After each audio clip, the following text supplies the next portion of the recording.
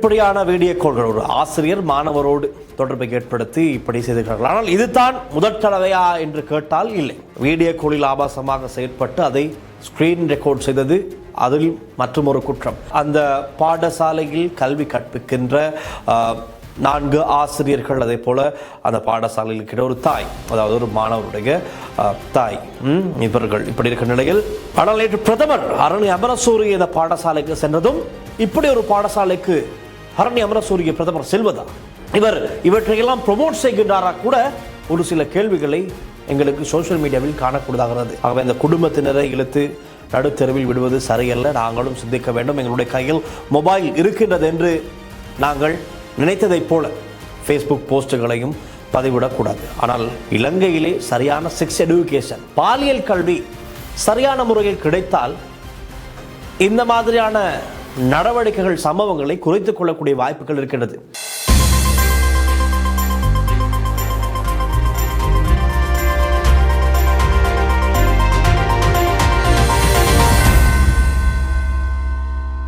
லகாஸ்ரீனர்களுக்கு வணக்கம். News inside Tamil நிகழ்ச்சியினூடாக சந்திப்பதில் மகிழ்ச்சி. இன்று நியூஸ் இன்சைட் நிகழ்ச்சியினூடாக நாங்கள் என்ன பேச போகிறோம் என்று பார்த்தால், இப்போ நாட்டில் பெரும் பரபரப்பாக பேசப்படுகின்ற, மிக முக்கியமாக சிங்கள சமூகத்தில் அதிகமாக பேசப்படுகின்ற ஒரு விடயம் சம்பந்தமாகத்தான் நாங்கள் இந்த காணொளியில் பேசப் போகின்றோம். இது பெரும்பாலும் தமிழ் பேசுகின்ற பலருக்கும் இந்த விடயம் அறிந்திருக்கக்கூடும். காரணம், சோசியல் மீடியாவில் இப்பொழுது பரவலாக பேசப்படுகின்ற ஒரு விடயமாக இந்த விடயம் மாறி இருக்கின்றது.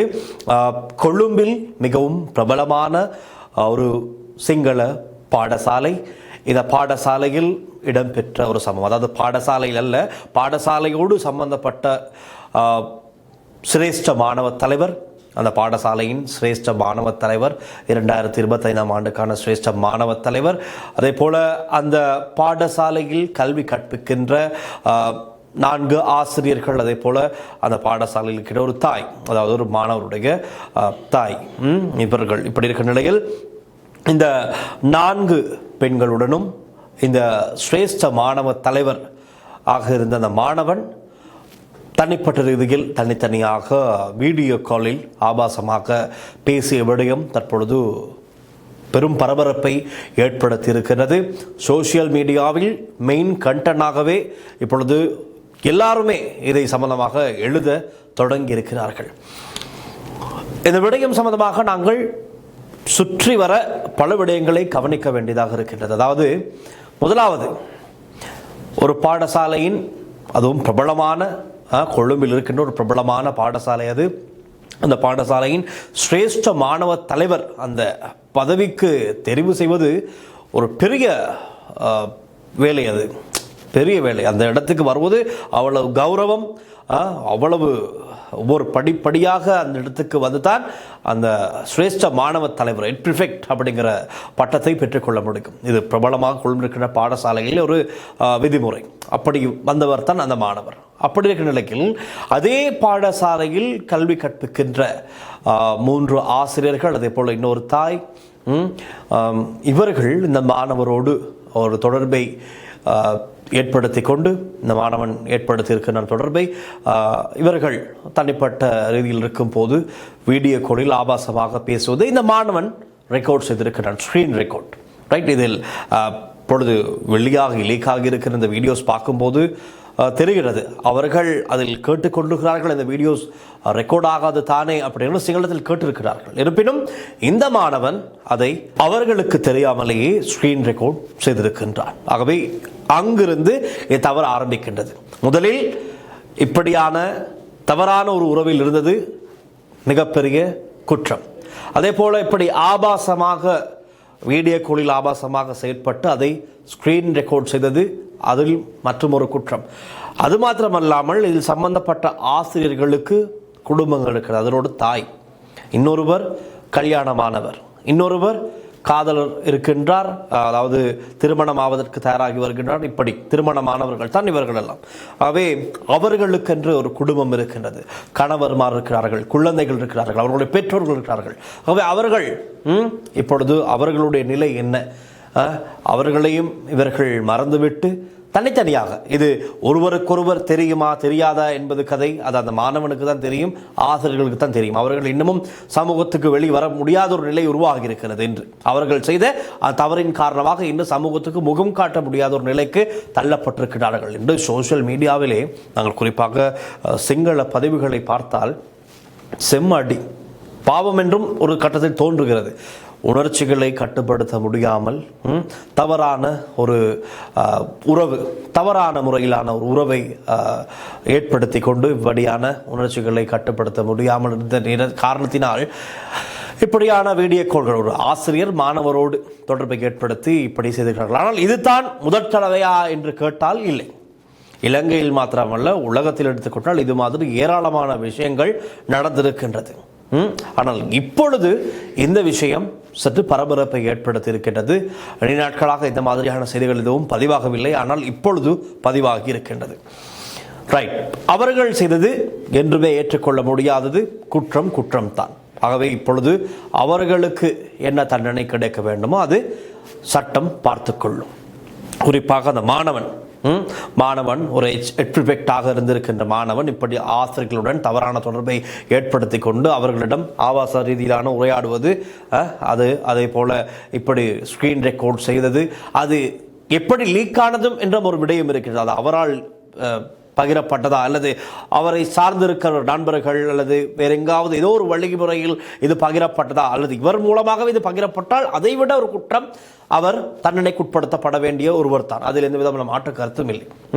இப்படி இருக்கிற நிலையில் இப்பொழுது இந்த வீடியோ கிடைத்தவர்கள் செய்கின்ற ஒரு பாரிய குற்றமும் இருக்கின்றது. நிச்சயமாக அது சம்பந்தமாகவும் பேச வேண்டும். அதுதான் இந்த வீடியோஸை பார்த்துவிட்டு எங்களுக்கு வாட்ஸ்அப் மூலமாக கிடைக்கும் ஒரு வீடியோ, அந்த வீடியோஸை பார்த்துவிட்டு அதை பற்றி சற்று கமெண்ட் செய்துவிட்டு அதை இன்னும் ஒரு 10 பேர் பார்ப்பதற்கு ஷேர் செய்வது, இது தான் நிறுத்தப்பட வேண்டும்.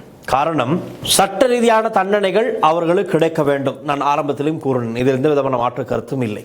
ஆனால் அவர்களோடு சம்பந்தப்பட்ட குடும்பங்கள் இருக்கின்றது. அந்த ஆசிரியர்கள், அதில் ஒரு தாயும் கூட, அவருடைய பிள்ளைகள் இருக்கும், அவருடைய கணவர் இருப்பார், அதே மாதிரி ஏனைய ஆசிரியர்களுடைய கணவர்மார் இருப்பார்கள், சிலவேளை பிள்ளைகள் இருக்கலாம். அவர்களை பற்றி இந்த சமூகம் சிந்திக்க வேண்டும். அவர்கள் இன்று வெளியே வர முடியாத நிலைக்கு தள்ளப்பட்டிருப்பார்கள், சமூகத்துக்கு முகம் கொடுக்காத ஒரு நிலைக்கு தள்ளப்பட்டிருப்பார்கள். ஆகவே தொடர்ந்து இதை பேசு பொருளாக்கி பலருக்கு ஷேர் செய்வது என்பது அதைவிட ஒரு குற்றம். எங்களுக்கு தெரியும், இலங்கை சட்டத்தின் அடிப்படையில் ஒரு ஆபாச படமோ புகைப்படமோ ஒரு வீடியோவோ வைத்திருந்தாலும் அதை ஷேர் செய்தாலும் 3 மாதங்களுக்கு மேலதிகமாக கூட சிறை தண்டனை அனுபவிக்க நேரிடும். தொலைபேசி சாதாரணமாக ஒரு ஆபாச படம் வைத்திருந்தாலே இலங்கை சட்டத்தில் அதற்கு இடம் இருக்கின்றது. 3 மாதம் சிறையில் அடிக்க முடியும் அந்த ஆபாச காணொலியில் வைத்திருந்தார்கள். அதை ரெக்கார்ட் செய்து இப்படி ஷேர் செய்தால் அதைவிட தண்டனை இருக்கின்றது. 5 வருடத்திற்கும் உட்பட்ட தண்டனைகளை பெற்று கொடுக்க முடியும், சட்டத்தில் இடம் இருக்கின்றது. ஆகவே இப்பொழுது இது சம்பந்தமாக இந்த மாணவரும் சிஐடி சென்றிருப்பதாக ஒரு தகவல் கிடைத்திருக்கின்றது. சிஐடி சென்று இந்த வீடியோ எப்படி லீக் ஆனது, இது 1.5 வருடத்துக்கு முன்பதாக நடந்த ஒரு சம்பவம், இப்பொழுது இது லீக் ஆகி இருக்கிறது, எப்படி என்று பாருங்கள் என்று இவர் சிஐடிக்கு ஒரு குற்றச்சாட்டை முன்வைத்திருக்கின்றார். எப்படி பார்த்தாலும் அவருக்கு எதிரான சட்ட நடவடிக்கை எடுக்கப்படும், அதில் எதுவுமே சந்தேகம் இல்லை. காரணம், ஸ்கிரீன் ரெக்கார்ட் செய்து தொலைபேசியில் வைத்திருந்தது, அது நடக்கத்தான் வேண்டும். ரைட், அது அவருக்கு ஒரு பாடம் படிப்பிக்கத்தான் வேண்டும். அது நடக்கும் என்று நினைக்கின்றேன். அது நடக்காவிட்டால் அந்த இடத்துல ஒரு ஃபெயில், அதுவே ஃபெயில் தான். அது நடக்க வேண்டும், அவருக்கு ஒரு பாடம் படிப்பிக்கத்தான் வேண்டும். அதே போல் அவரோடு தொடர்பில் இருந்த அந்த ஆசிரியர்கள் என்ன காரணத்திற்காக இப்படி அவர்கள் செயற்பட்டார்கள் அதையும் விசாரித்து அவர்களுக்கு அங்கு என்ன சட்ட ரீதியான நடவடிக்கை எடுக்க முடியுமோ அதுவும் எடுக்கப்பட வேண்டும். அதிலும் எந்த விதமான மாற்றக்கருத்து இல்லை. காரணம், பாவம், அவர்களுடைய குடும்பத்தினரை ஏமாற்றி இருக்கிறார்கள். கணவர், பிள்ளைகள், பெற்றோர்களை ஏமாற்றிவிட்டு இப்படி அசிங்கமான அநாகரிகமான செயற்பாட்டில் ஈடுபட்டிருக்கிறார்கள். அது ஒரு பக்கம். ரைட், இந்த தவறையெல்லாம் தாண்டி நாங்கள் இப்பொழுது நான் முதலையும் கூறினேன், நாங்கள் செய்கின்ற தவறு இப்பொழுது இந்த வீடியோஸை அடுத்தடுத்த நபர்களுக்கு ஷேர் செய்து கொண்டிருப்பது அதைவிட மிகப்பெரிய தவறு. ஆகவே நீங்கள் சரியாக மானிட்டர் செய்யப்பட்டால், உங்களுடைய வாட்ஸ்அப்புகள் மானிட்டர் செய்யப்பட்டால் நீங்களும் மாற்றலாம். அதாவது நான் சொல்வது உங்களுக்கு அல்ல, உங்களுக்கு என்றால் ஷேர் செய்பவர்களுக்கு, இந்த காணொலிகள், இப்படியான காணொலிகளை அடுத்தடுத்து ஷேர் செய்பவர்களுக்கு சட்ட ரீதியான நடவடிக்கை எடுக்கக்கூடிய அனைத்து வசதிகளும் இலங்கை சட்டத்திலே இருக்கிறது. ஆகவே தயவுசெய்து இந்த மாதிரியான வீடியோஸை, இந்த ஸ்க்ரீன் ரெக்கார்ட் செய்து லீக்கான வீடியோஸை மற்றொருவர்களுக்கு ஷேர் செய்வதை நிறுத்திக் கொள்ளுங்கள். உங்களுக்கு வந்ததா, ஏதோ ஒரு வழியில் உங்களுக்கு இந்த வீடியோஸ் வந்தது, நீங்கள் ஒரு குரூப்பில் இருக்கலாம், ஒரு இளைஞர்கள் நண்பர்கள் குரூப்பில் இருக்கலாம், உங்களுக்கு ஏதோ ஒரு வகையில் ஒருவர் பதிவிட்டு விட்டார், அவர் செய்தது குற்றம், ரைட். அதே போல் உங்களுக்கு கிடைத்தால் நீங்கள் அதை பார்க்கத்தான் நேரிடும், அதில் எந்த விதமான சொல்ல முடியாது. பார்த்தால் அதை அத்துடன் டீல் செய்து விடுவது நல்லது. அதுதான் நீங்கள் செய்கிற சரியான செயற்பாடாக இருக்கும். அதே போல் இப்பொழுது இது சம்பந்தமாக பேசப்பட்ட நிலையில் அந்த பாடசாலை மீதும் ஒரு சிலர் வேண்டுமென்றே அந்த பாடசாலையின் கௌரவத்தை குறைத்து மதிப்பிட்டு ஒரு சில ஃபேஸ்புக் பதிவுகளை பதிவிட்டு வருவதையும் காணக்கூடியதாக இருக்கின்றது. அதாவது இந்த பாடசாலை மிகவும் பிரபலமான ஒரு பாடசாலை, கொழும்பில் பல சிரேஷ்ட மாணவர்கள், பல தலைவர்களை உருவாக்கிய ஒரு பாடசாலை அது. ஆகவே அந்த பாடசாலைக்கு இருக்கின்ற கௌரவத்தை இந்த ஒரு செயற்பாடு, இந்த ஒரு சம்பவத்தினூடாக அந்த பாடசாலையின் கௌரவத்தை யாரும் குறைத்து விட முடியாது. ஆகவே அந்த பாடசாலையின் செயற்பாடுகள் தொடரத்தான் போகின்றது. அந்த பாடசாலையின் உயர்மட்ட குழுவினர், அதிகாரிகள், அதிபர் உட்பட ஆசிரியர் குழுவினர், அவர்கள் உயர்மட்டத்தினர், அவர்கள் இந்த சம்பவத்தோடு தொடர்பட்ட இவர்கள், அதாவது ஆசிரியர்களும் சரி, அந்த மாணவனுக்கு எதிரான சரி சட்ட நடவடிக்கைகள் அவர்கள் எடுப்பார்கள். அது நடக்கும். ஆகவே தவறான புரிதலோடு ஃபேஸ்புக் பதிவுகளை இடுவதும் நாங்கள் சற்று கவனத்தில் கொள்ள வேண்டும். இதெல்லாம் எப்படி இருக்கும்போது அரசியல் ரீதியாகவும் தற்பொழுது சம்பவம் பேசப்படுகின்றது. எப்படி என்றால், இந்த வீடியோஸ் எல்லாம் லீக் ஆகி வைரலாக பேசப்பட்டு கொண்டிருக்கும் போது இலங்கையின் பிரதமர் ஹரணி அமரசூரிய நேற்றைய தினம் இந்த பாடசாலைக்கு ஒரு விசேட நிகழ்வில் பிரதம அதிதியாக கலந்து கொள்கிறார். இங்குதான் சற்று சர்ச்சை கிளம்பி இருக்கின்றது. ஹரணி அமரசூரிய பிரதமராக கலந்து கொள்ள இருக்கின்ற இந்த தருணத்தில் இந்த வீடியோ எப்படி இவ்வளவு வைரல் ஆகிறது, அல்லது வீடியோ வைரலாகும் போது பிரதமர் ஏன் அந்த பாடசாலைக்கு செல்ல வேண்டும், இப்படி இரண்டு பக்கமும் கேள்வி எழுகிறது. இவர் சென்ற பின்னர் தான் இந்த வீடியோ வைரல் ஆகிறதா? இல்லை, ஒரு 2-3 நாட்களுக்கு முன்பதாகவே இந்த வீடியோ லீக் ஆகி வாட்ஸ்அப்பாக ஒவ்வொரு வாட்ஸ்அப்பாக இது ஷேர் செய்யப்பட்டு வந்தது. ஆனால் நேற்று பிரதமர் ஹரணி அமரசூரிய இந்த பாடசாலைக்கு சென்றதும், இப்படி ஒரு பாடசாலைக்கு ஹரணி அமரசூரிய பிரதமர் செல்வதா, அல்லது இவர் சென்றதன் காரணம் என்ன, இவர் இவற்றையெல்லாம் ப்ரொமோட் செய்கின்றாரா கூட ஒரு சில கேள்விகளை எங்களுக்கு சோசியல் மீடியாவில் காணக்கூடியதாகிறது. அதில் இப்படியும் சொல்லப்படுகின்றது, இவர்கள் இந்த அரசாங்கம், அனூர் அரசாங்கம் இப்படியெல்லாம் ஆட்சிக்கு வந்து ஆட்சியை செய்து கொண்டிருக்கிற நேரத்தில் தான் இப்படியெல்லாம் அநியாயங்கள், அக்கிரமங்கள் நடக்கின்றது. இந்த அரசு இதற்கு பதில் கூற வேண்டும், ஹரணி அமரசூரிய பதவி விலக வேண்டும், அனுர ஜனாதிபதி பதவியிலிருந்து பதவி விலக வேண்டும் என்று கூட ஒரு சிலர் சமூக வலைதளங்களில் பேசுவது மிகவும் வேடிக்கையாக, கேளிக்கையாக இருக்கின்றது. நான் ஆரம்பத்திலே கூறினேன், இது முதற் தடவையும் அல்ல, இறுதியானதும் அல்ல. இலங்கையில் மாத்திரமல்ல, முழு உலகத்திலும் இந்த மாதிரி ஏராளமான சம்பவங்கள் நடந்திருக்கிறது. பெயர் குறிப்பிட்டு சொல்ல போனால் எங்களுக்கு தெரியும், இடத்தில் சொல்வது சரியில்லை, ஆனால் இது இருக்கின்றது, எல்லாம் பதிவாகி இருக்கின்றது. இதெல்லாம் நடந்து முடிந்த கதைகள், நாங்கள் அவற்றை மீண்டும் மீண்டும் கிளற தேவையில்லை.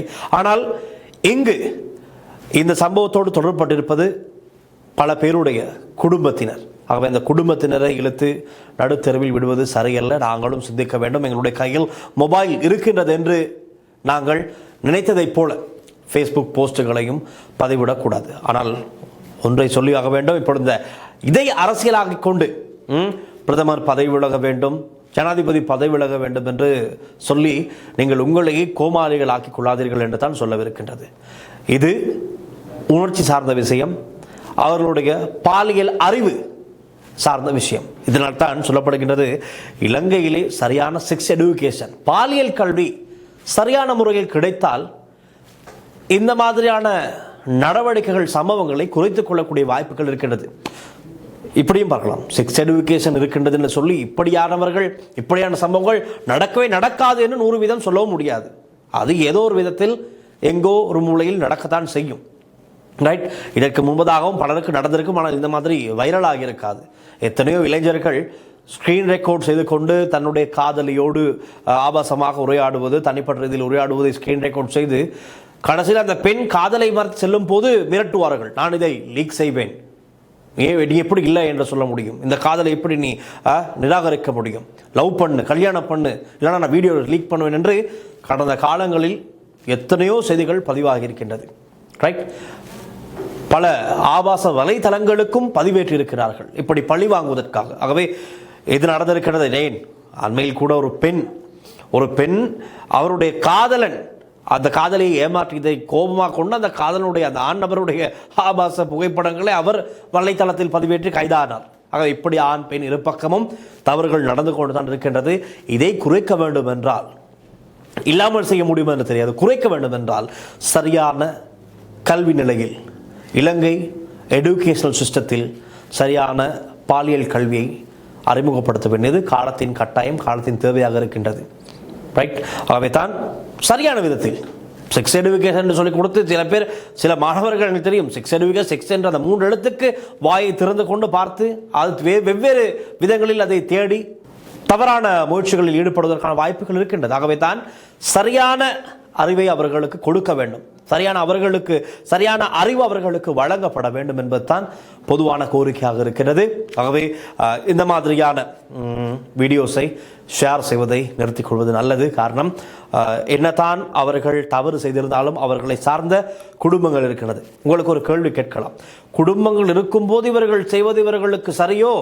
குடும்பங்களை மறந்துவிட்டு இவர்கள் இப்படியெல்லாம் செய்வது சரி, இப்பொழுது ஷேர் ஆகும் போது இதை பற்றி சமூகத்தில் பேசும் போது இவர்களுக்கு வலிக்கிறது என்று கேட்கலாம். கேள்வி எழும்தான் செய்யும். ஆனால் நாம் சிந்திக்க வேண்டும். இப்படி பல பேருடைய வாழ்க்கை சீரழிந்து சென்றிருக்கின்றது.